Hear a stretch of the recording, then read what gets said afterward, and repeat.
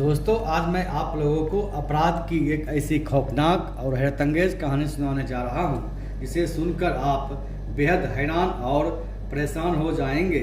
यह कहानी हरियाणा राज्य के अम्बाला की है। अम्बाला में एक जगह है नारायणगढ़। नारायणगढ़ के इलाके में रतौरा गांव पड़ता है।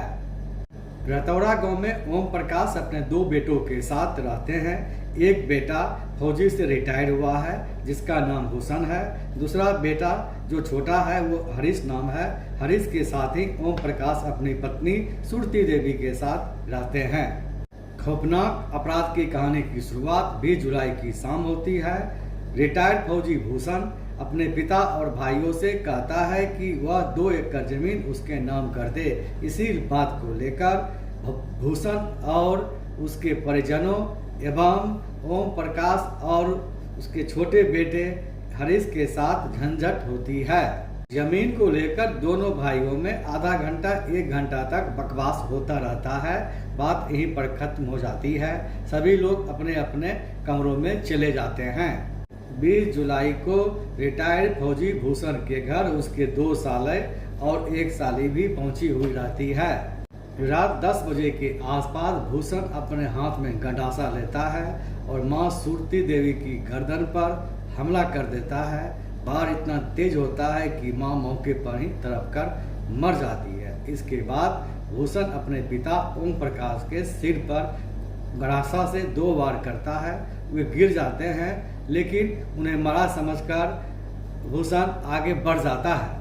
भूषण के मौके पर से हटते ही जख्मी ओम प्रकाश उठते हैं और खेतों की ओर दौड़ लगा देते हैं। मां और पिता पर जानलेवा हमला के बाद भूषण अपने छोटे भाई हरीश के घर में घुसता है और हरीश के गर्दन और सिर पर गंडासा से वार करता है। उसकी तुरंत मौके पर ही मौत हो जाती है। माँ, पिता और भाई की हत्या के बाद भी भूषण का शैतानीपन खत्म नहीं होता है। वह अपनी भावस सोनिया का भी गर्दन काट देता है। इसके बाद वह अपनी भतीजी जिसकी उम्र मात्र 5 साल है तारू और 5 महीने की मयंता का गर्दन काट देता है। फिर वह 10 साल की परी पर भी जानलेवा हमला करता है। परी बेहोश हो जाती है। संयोग से परी की मौत नहीं होती है, वह बेहोश हो जाती है।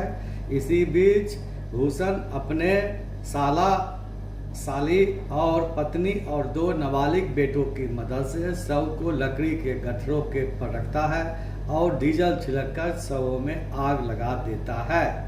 आग की तपिश से परी को होश आ जाता है और वह आग से कूदकर बगल के पानी से भरे हौद में कूद जाती है। नृशंस हत्याओं के बाद सभी आरोपी खेतों में जाकर छुप जाते हैं।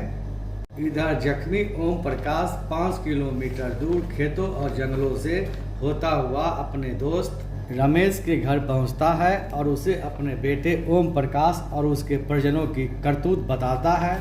दोनों भागते हुए घर पर पहुंचते हैं और देखते हैं कि शवों में आग लगी हुई है और शव जल रहा है। दोस्त की मदद से ओम प्रकाश शव को जलने से बचाता है।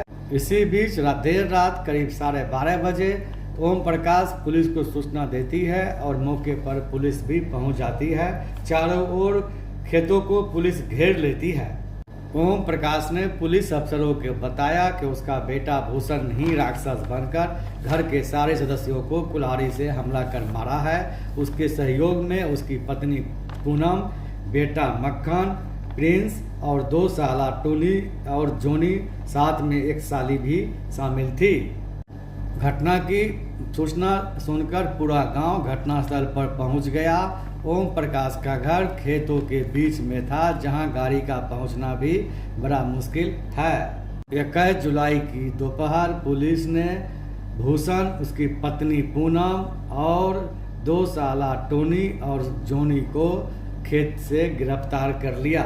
जख्मी ओम प्रकाश ने अपने बेटे भूषण, पुतहू पूनम और पुतहू के भाई टोनी, जोनी और 2 नाबालिग बेटों को नामजद किया है।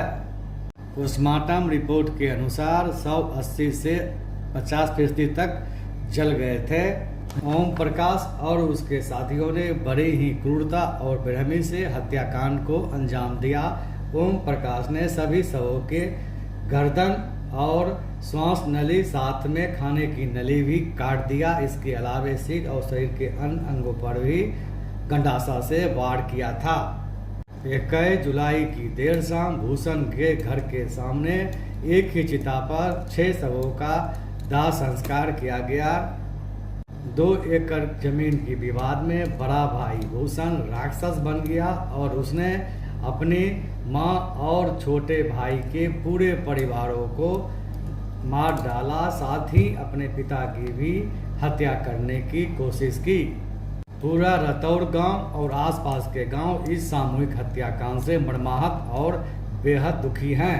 रिश्तों के कत्ल की बेहद हैरान और खौफनाक कहानी है, जिसे सुनकर हर कोई चकित और परेशान हो जाएगा।